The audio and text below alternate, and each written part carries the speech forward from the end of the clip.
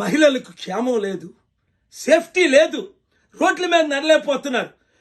Miss world కొరకు miss England వస్తే అయ్యో ఈ హైదరాబాదులో నన్ను ఒక వేశ్యలాగా చూస్తున్నారని ఆవిడ హైదరాబాదులో పారిపోయి దేశ విదేశాల్లో మన పరువు తీస్తుంది.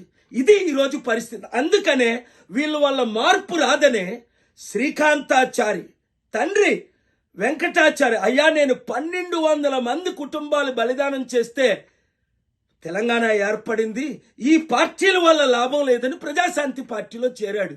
ఎంతమంది అన్ని పార్టీలు పిలిచినా వద్దు అని చెప్పి గద్దరన్న మన ప్రజాశాంతి పార్టీలో చేరాడు. ఎందుకు?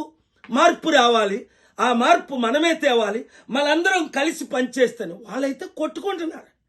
20 లక్షల వార్చి సరిపోదు, 200 కోట్ల రూపాయలు అపార్ట్మెంట్ దుబాయ్లో సరిపోదు, నాకు 100,000 కోట్లు కావాలి, అన్నకిచ్చిన ఆస్తి నాకు కూడా కావాలి. ఇది ఈరోజు తెలంగాణ పరిస్థితి. ఈ కుటుంబ పాలన వద్దు, ఈ కుల పాలన వద్దు, ఈ అవినీతి పాలన వద్దు, వారి పాలన మనకొద్దు.